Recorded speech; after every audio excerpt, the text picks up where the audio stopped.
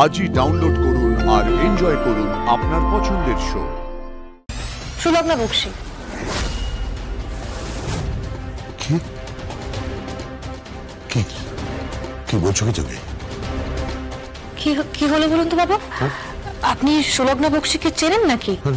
না না না না। কি খবর স্বয়ংভু? খবর খুব রহস্যময়, রহস্যে ঘেরা। কিরকম? আমরা ছুটে এসে এখানে দেখি যে ডক্টর রাজীবের মেয়ে রিমলি অজ্ঞান হয়ে এখানে পড়ে আছে। তারপর ডক্টর শ্রীমতী সেন ওনার পালস চেক করেন এবং বলেন যে উনি সুস্থ আছেন। তারপর আমি ওনাকে প্রশ্ন করলাম, যেগুলোর সঠিক উত্তর পেলাম না। কি প্রশ্ন করলে? আমার প্রশ্নের উত্তরে ও বলল যে ওকে গলা টিপে খুন করার চেষ্টা করা হয়েছে, শ্বাসরোধ করে ওকে মারার চেষ্টা হয়েছে। তাকেও দেখেনি, পেছন থেকে আক্রমণ করা হয়েছিল। যদি পেছন থেকে আক্রমণ করা হয়, যদি গলা টিপে ধরা হয়, শ্বাসরোধ করা হয়, তাহলে তুমি চিৎকারটা করলে কি করে? কেউ যদি গলা টিপে ধরে তাহলে তুমি চিৎকার করতে পারো না। বাবা, এটা দেখছি আমার বর বেশ ইন্টেলিজেন্ট হয়ে গেছে। বউয়ের সাথে মিশে মিশে না, বউকে ভালোবেসে বেশে। এই ডক্টর শ্রীমতী সেন আছেন। এই যে প্রতিমা দেবী, চলুন চলুন। আরে আপনার অ্যাসিস্ট্যান্টদের বলুন এখান থেকে যাই আমরা, চলুন। কেন? আরে ওদের একটু কথা বলার স্পেস দিন। এরকম একটা গুমোট আবহাওয়ার মধ্যে প্রেমের একটু হালকা হাওয়া বয়ে যাক। চলুন চলুন চলুন চলুন। বাদ দাও। কি মনে হচ্ছে স্বয়ংভু তোমার? মনে হচ্ছে ডক্টর রাজীবের মেয়ে মিথ্যে কথা বলছে। কেন? বুঝতে পারছি না। আমি গেস করছি। কি? ও এখানে আসাটা না খুব অস্বাভাবিক। মানে একটু সময় দাও আমাকে। আমি একটা গেস করেছি, তোমাকে জানাচ্ছি। ডক্টর রাজীব আর তার মেয়ে রিমলি এই কেসটার মোড়টা কিন্তু ঘুরিয়ে দিয়েছে। আর আরো কিছু তথ্য আমি পেয়েছি। কি তথ্য? ডক্টর প্রণব, ওনার উপর এর আগেও আক্রমণ হয়েছিল, খুনের চেষ্টা হয়েছিল। আজ থেকে কয়েক মাস আগে হবে। কে আক্রমণ করেছিল? বলছি স্বয়ংভু, সব বলছি আমি তোমাকে। বললাম না, একটু সময় দাও। ওকে, রাখছি।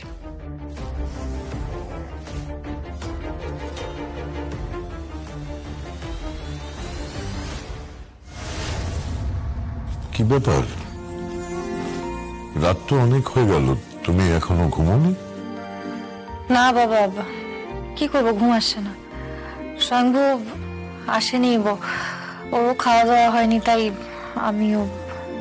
পুজোর দিন না খেয়ে থাকবে? হ্যাঁ জগদ্ধাত্রী,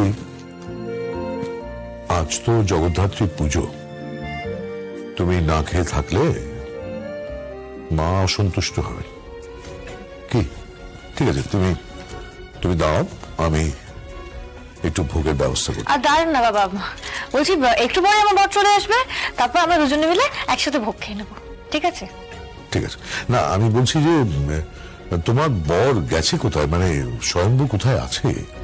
ও তো কলকাতা থেকে বেশ অনেকটাই দূরে একটা তদন্তের কাজে গেছে। তদন্ত? Murder mystery. Murder mystery?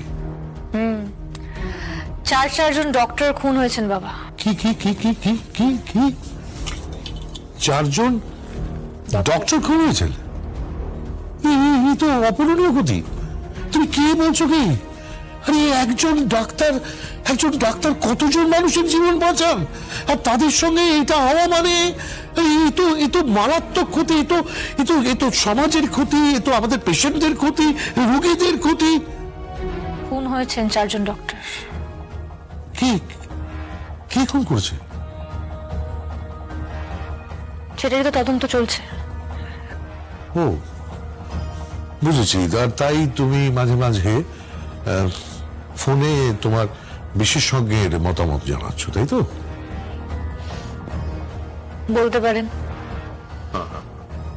কি করব আসলে, পুজো তো, তাই আমি যেতে পারলাম না স্বয়ংভুর সাথে। না, এবার তো পুজোটা নম নম করেই হলো, বাইরের মানচিত্র পাল্টে যাচ্ছে জগদ্ধাত্রী, বাড়ির পরিবেশও পাল্টে যাচ্ছে, আর সবচেয়ে বড় কথা, সবচেয়ে বড় বিপদ, মানুষের চরিত্র পাল্টে যাচ্ছে। বাবা ছাড়ুন না, এসব নিয়ে ভেবে আপনি আর মন খারাপ করবেন না। আপনি দাঁড়ান, আমি বরঞ্চ আপনার জন্য খাবারটা নিয়ে আসি। দাঁড়ান। না, দাঁড়াও দাঁড়াও দাঁড়াও, এক মিনিট এক মিনিট এক মিনিট। জগদ্ধাত্রী, এই যে কেসটার কোনো ক্লু পাওয়া গেছে? হ্যাঁ, ক্লু তো পাওয়া গেছে। আপনি শুনবেন? হ্যাঁ হ্যাঁ।